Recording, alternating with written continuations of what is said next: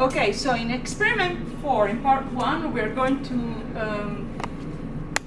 test different solution and determine, based on observation, actually observe if there are strong electrolytes, weak electrolytes, or non-electrolytes.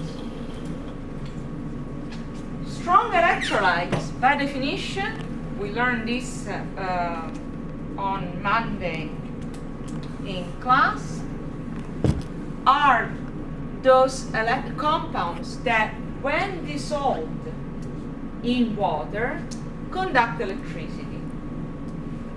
So, what are these compounds? Salts.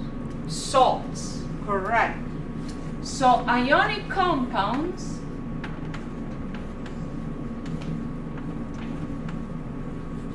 such as, for example, sodium chloride, when added to water, give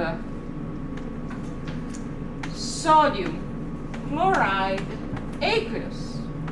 Or if you want, sodium plus, surrounded by certain molecule of water, we saw this in class, and the chloride minus aqueous. You can write it like this, or you can write it like this, okay? The other strong electrolytes are the 7 strong acids. 7 strong acids. And what are the 7 strong acids? Hydrochloric, hydrochromic, hydroiodic, sulfuric, nitric, perchloric, and chloric acids. You need to know those by heart, okay? You need to memorize them, the 7 strong acids. Because these acids dissociate completely when in solution. The other strong electrolytes are strong bases. What is an example of strong base? Gia. Oh, you know. A strong base, we just used it. Sodium hydroxide. So the elements in the first group are all strong electrolytes. And then the other 3 strong electrolytes we said in class are the hydroxide of calcium, strontium, and barium. These are strong bases. So first group and the last 3 metal of the second group. Okay? Weak electrolytes are compounds that dissociate slightly. And we said that organic acid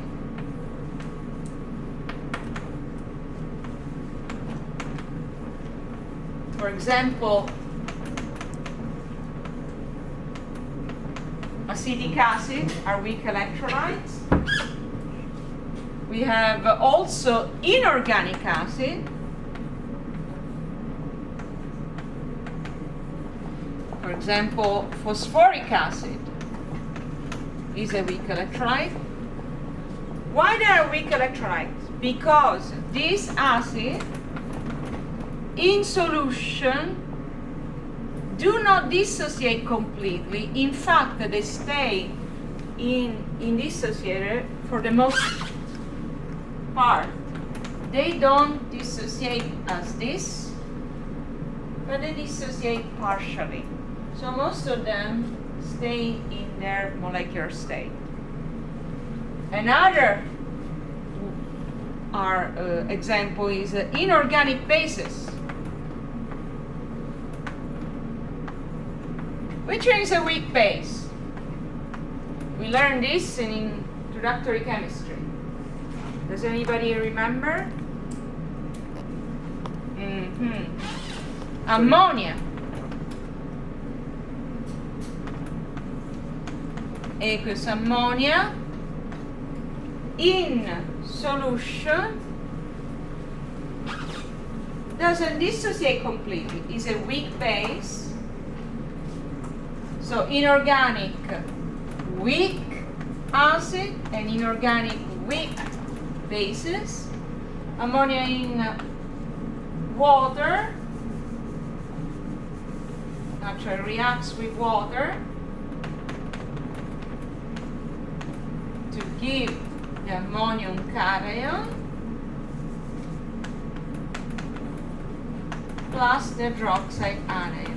But this reaction is mostly going towards the reactant.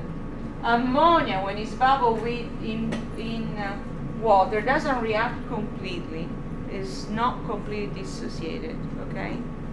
And so we don't have too much ammonium cation. Okay, so this is a gas and this is a liquid. We can write this also as this. Ammonium hydroxide aqueous that goes to the ammonium cation plus the hydroxide anion. Same thing. Here we have the ammonia already dissolved in solution. Here we can bubble the ammonia in water. And that's why you have the appendix about the behavior of ammonia. So there are reactions that you're going to write in your handout in which it's easier to balance the reaction if you write the ammonia in this way. And there are reactions in which it's easier to balance the reaction if the ammonia is written as NH4OH, which is a molecule of ammonia plus, which is basically these two combined together. Okay, the last group of inorganic compounds are those whose aqueous solution do not conduct electricity at all. So they are not dissociated in water, but they are dispersed in water. So for example, what? The common household sugar, right? So let me give you an example of sugar.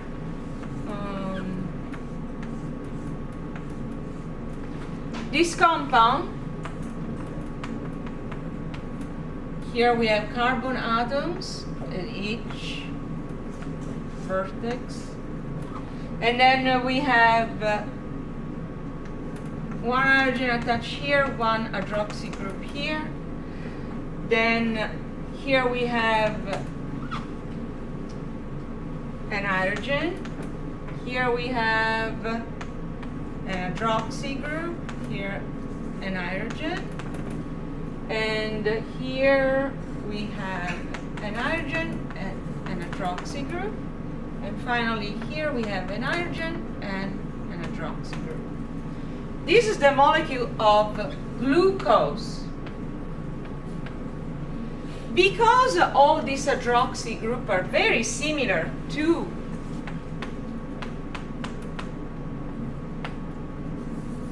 the molecule of water, see this group is the same as this one.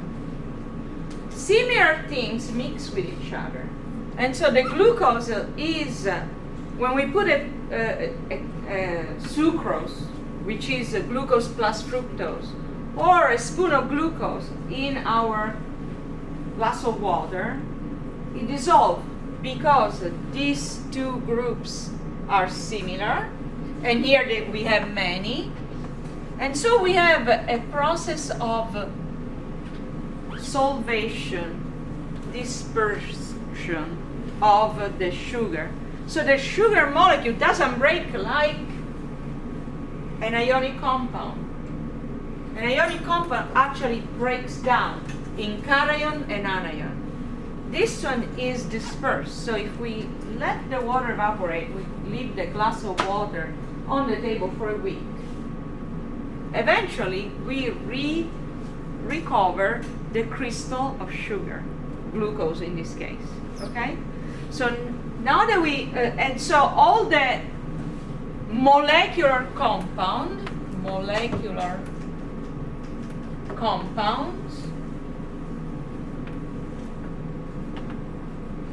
are non-electrolytes.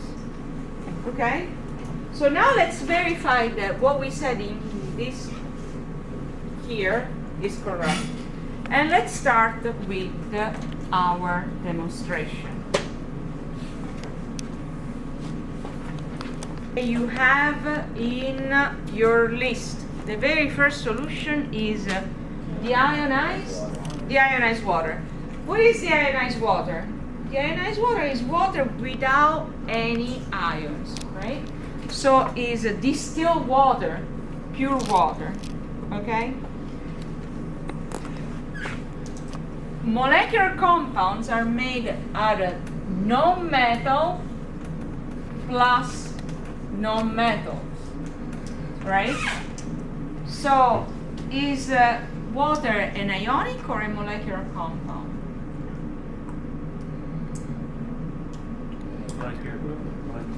It's a molecular compound. It's made of hydrogen, non-metal, plus oxygen, non-metal. In which of these three categories do you think it will fall? Non-electrolytes. Let's verify. Let's see how good is the distilled water in this lab. Okay? So first, we always clean the electrodes. They're connected to a source of energy here. And let's verify. No light. So it is true, this deionized water has no light and is a non-electrolyte. Okay, so let's put this away. Let's look at our next solution. What is the next solution? Tap water. So let's see how the tap water in our lab, how clean it is. If we have ions, if we have cations, let's take a look.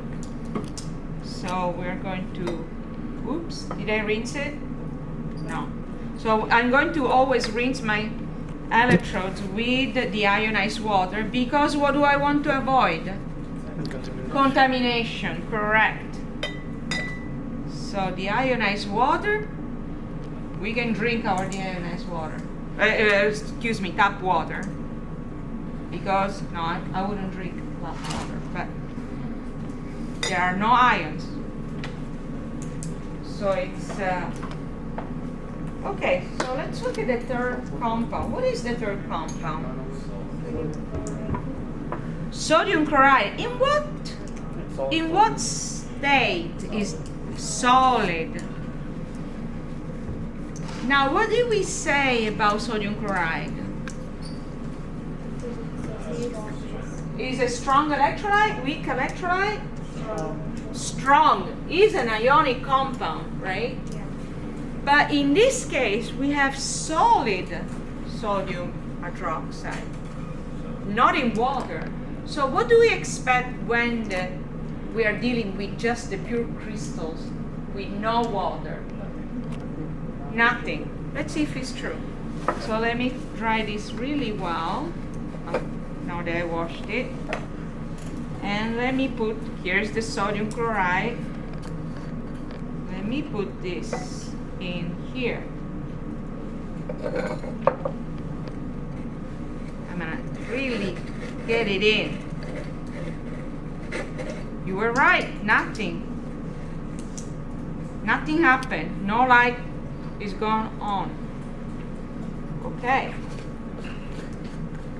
Let's go to the next solution. First, let's clean the electrodes. What is the next solution? You guys tell me. Calcium carbonate. Oh, sodium chloride. Put salt in water. But now it's aqueous sodium chloride. So what do we expect when we have a sodium chloride aqueous?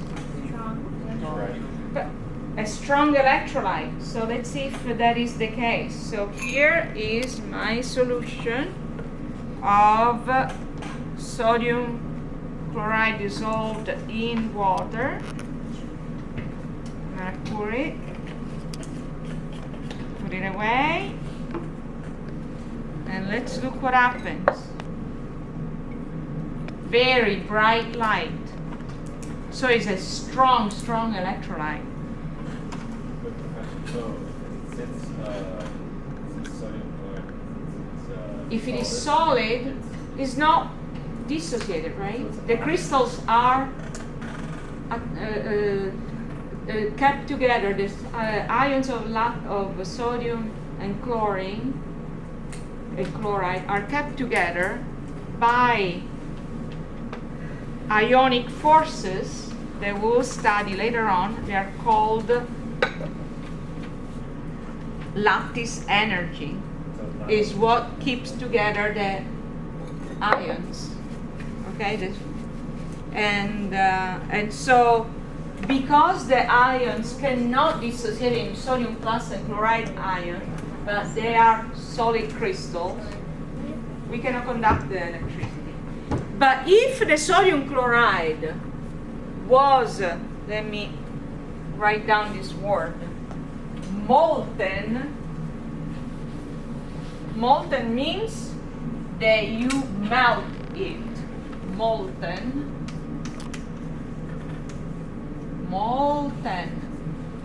Then the sodium chloride is liquefied, is liquid. And so it will conduct electricity, okay? So you have to bring to a liquid state the ionic compound so that it will conduct electricity. You have to have the ions isolated, right? Okay, so let's look at the next one. What is the next one? So we did number 4, which was aqueous sodium chloride. Let's look at number 5. What is number 5? Calcium carbonate. Okay, so this is solid. Do you think it will conduct electricity? Calcium carbonate? But it's an ionic compound. So let's put some calcium carbonate into a flask. Like that. So we know that solid, it won't conduct electricity. Let's see what happens if I add water. So let's add some water, lots of water.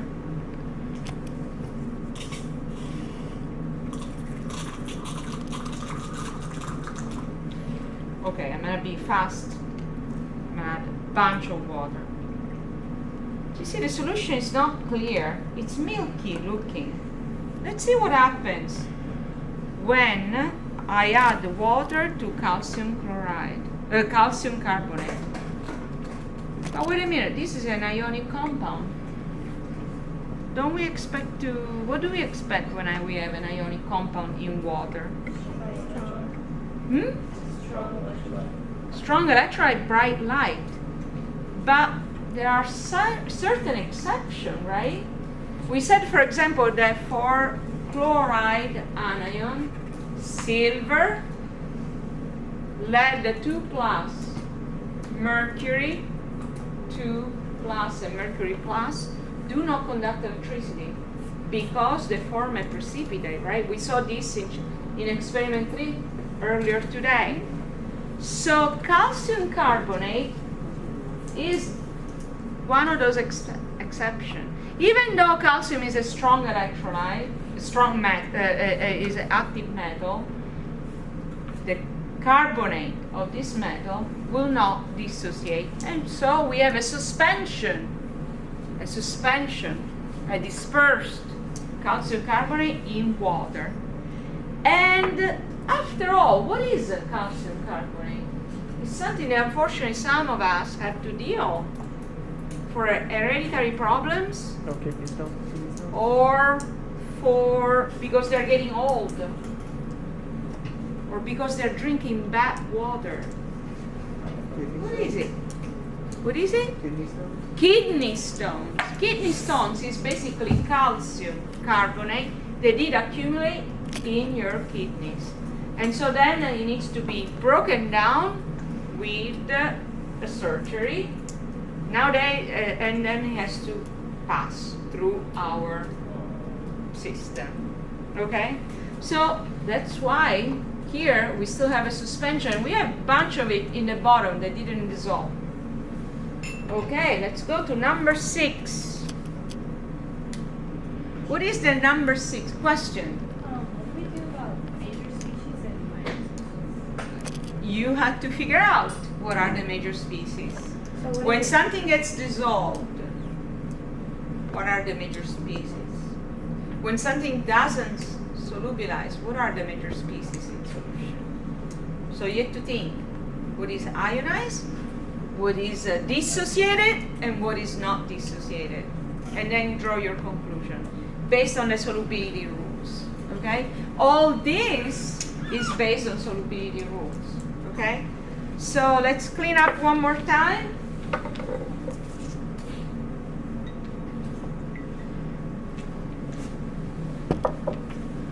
And let's look at the next one. What is that?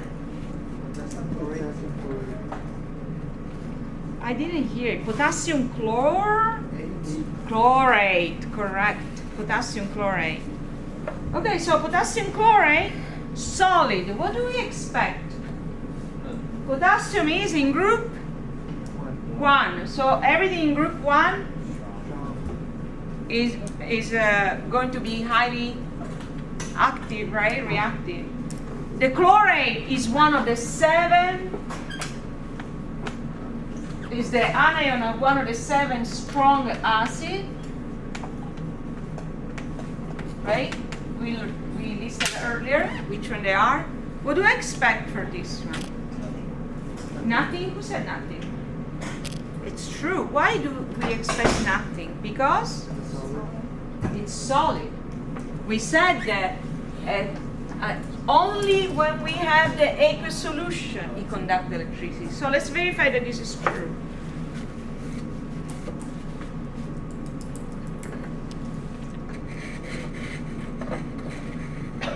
Nothing.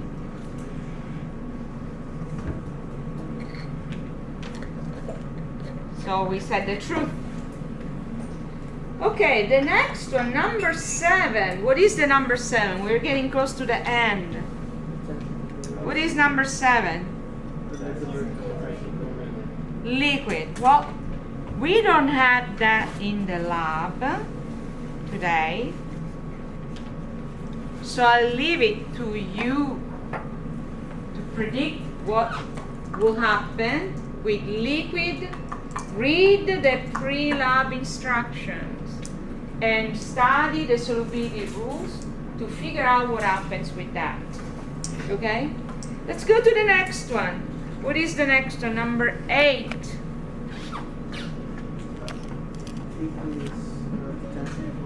Potassium chloride, aqueous this time. So, what do I expect with this? Now it is dissolved in water. What do I expect? Let's see if it's true. Let's verify that this is the case. Wow, look at that. Super bright light. So when I have a strong electrolyte that is dissolved in water, the cation and the anion will conduct electricity to the anode and the cathode of our system. Next, what do we have? Anyone? Mercury chloride. Mercury 2 chloride. Mercury 2 chloride. Very good nomenclature. I hope you did well today in the quiz. with nomenclature. Okay, so mercury 2 chloride. What did we say about the exception in the solubility rules? They won't dissociate. That silver, mercury 2 and mercury 2, 2 plus, mercury 1 and mercury 2, and lead are an exception. And here it is, exception.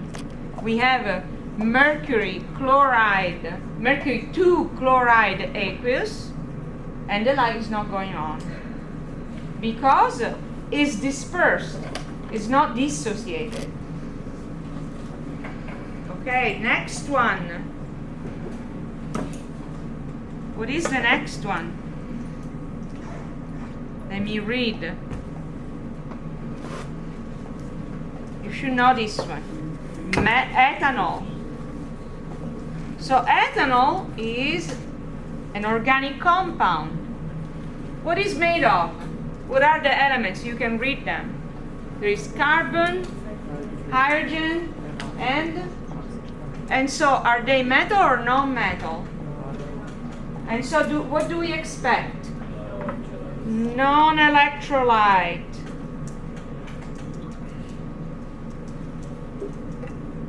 Right there. Nothing happened. Okay. Next one, number 11 is the first one was pure. In fact, it says liquid. The second one is in water. What do I expect when it is in water? To conduct electricity or not to conduct electricity?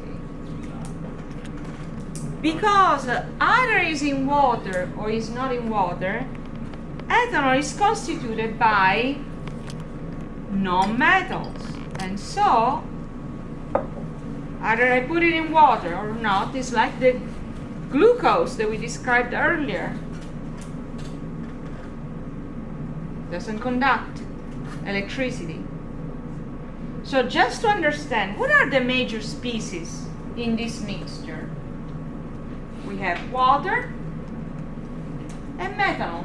Do we have any ionic species? No. So the major species are molecular. 12. Sucrose. Sucrose is the brother or the sister, we don't know if it is male or female, or is it it? Is in the same family of glucose. The only difference between sucrose and glucose is that this is a 6-member ring, sucrose is a 5-member ring, but has again all these hydroxy groups all over the ring. So let's see what happens in this case.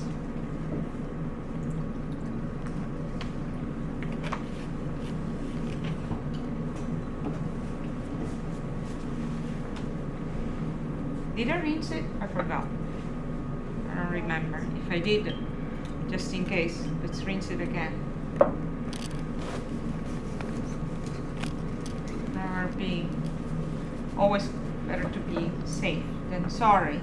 Okay, sucrose. No conductivity.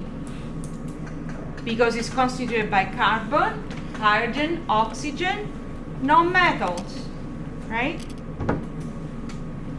Let's go to the next one. What is the next one? Plus. What is that formula standing for? Acetic acid, correct. Is I didn't look at the. Is it liquid, aqueous, pure liquid? So what do I expect? Or no? Do I expect that the pure liquid that is not in contact with water will conduct electricity or not? No, because it doesn't dissociate. It doesn't dissociate, correct. Let's see if it's true. Correct. is the pure liquid, is not in water, so it cannot dissociate. Maybe there was a little water. Or maybe it's dissociating a little bit. Look at here. It's slightly super dim. So acetic acid is a weak base that dissociates slightly. So for conductivity, we would put those. Look at that. Just a tiny bit, but it does dissociate. Let's see. Acetic acid. Do we have acetic acid in water? Is it the next one? Let's see what happens when acetic acid is in water. Let's see if the light is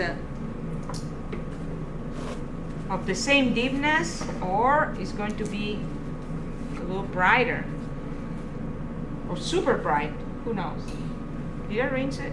I don't remember. It's getting late. I'm becoming kind of hungry. I'm eating food. Also, you remove this from the recording.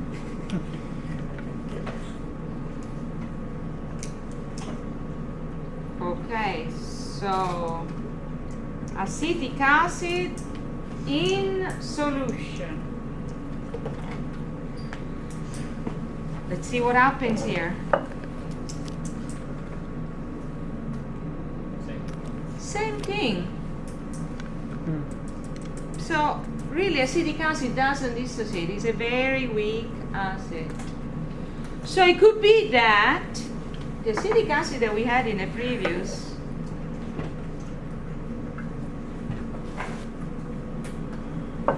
vial, in the previous bottle, was maybe contaminated with a little bit of water. Okay? Or the acetic acid dissociates a tiny bit. Okay, what is next?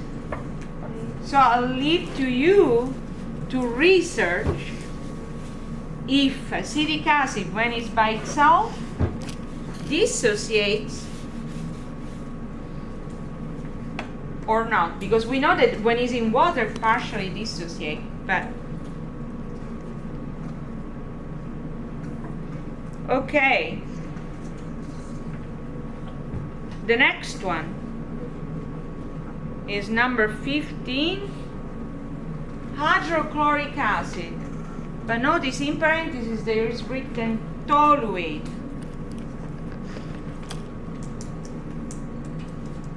Is hydrochloric acid a strong, a weak electrolyte? What is it?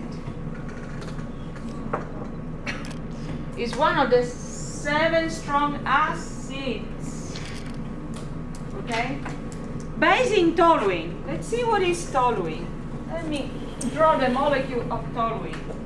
The molecule of toluene is a molecule of benzene in which one of the hydrogen is substituted by a methyl group. Methyl from methane. We learned methane in nomenclature. Now, is this an ionic or a molecular compound? We have carbon and hydrogen. Ionic or molecular? Molecular. So when I have a little bit of hydrochloric acid in a solvent that is not water, is it going to dissociate? Because water is polar. Toluene is non-polar. So what do you expect? You will conduct electricity or not? Let's take a look. Not. Because what is happening is that there is no water that allows the hydrochloric acid to dissociate. So even though it's a strong acid, the toluene is a non-polar solvent. It's not like water. We talked about the polarity of water. the oxygen attracts a little bit of electrons, and the protons, the hydrogen, release the electrons, so we have a polar covalent bond. What happens is that with a non-polar solvent, the hydrochloric acid is forced to stay undissociated, non-dissociated. It does not dissociate. And that's why it does not conduct electricity. We need a medium that allows, a solvent that allows the dissociation of the strong electrolyte. Otherwise it doesn't happen. That's why earlier I was telling you, maybe in the acetic acid there are some traces of water. Because if it is just acetic acid, maybe it will not dissociate. But I want you to do the research, because I'm saying maybe. Or maybe it will dissociate. Let's go to the next one. So now hydrochloric acid in water, number 16. What do we expect with hydrochloric acid in water? And let's see if it's true. We're almost done. 2 more to go. Okay, so hydrochloric acid, another very bright light. Because now we don't have to deal with a non-polar solvent. By the way, I made a mistake here. There are 3 double bonds. That's why the benzene ring has this formula C6H6, and toluene is C6H5CH3. CH3 is substituting one now. So this is the benzene ring. And benzene is non-polar. And toluene is non-polar. Okay? So when the hydrochloric acid is in water, it will dissolve, it will dissociate, and so it will conduct electricity because we have H plus and Cl minus free to move in the aqueous medium. Okay, so what's next? The last 2. Sodium hydroxide. What do we expect with sodium hydroxide? Aqueous. What do we expect? Strong electrolyte. So bright light. Let's take a look and see if this happens.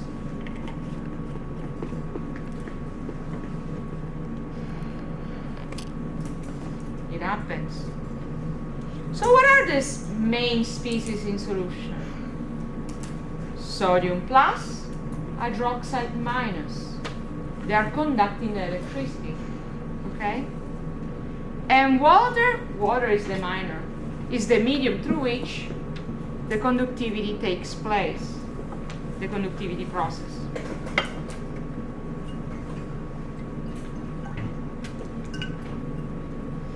Because we said the water is a polar solvent. Last one. What do we have for as a last one? Ammonia. Pure ammonia or aqueous ammonia?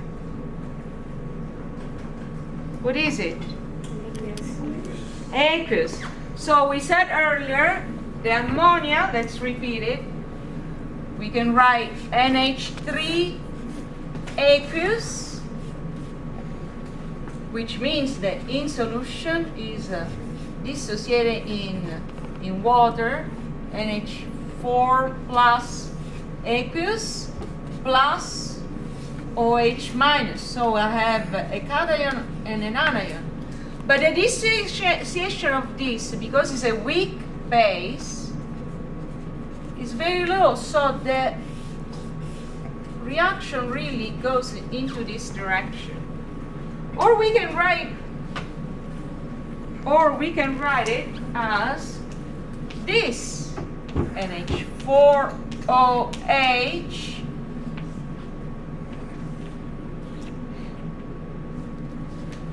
that gives NH4 plus plus OH minus. So writing this or writing this is the identical same thing. Okay, so what kind of light do we expect? Bright, dim, or no light? Huh? A dull light. No light? Dim light. Dim light. There are different opinions here. Let's see what we see. Dim light. But it's stronger than the light that we saw for acetic acid, right? The acetic acid was dimmer.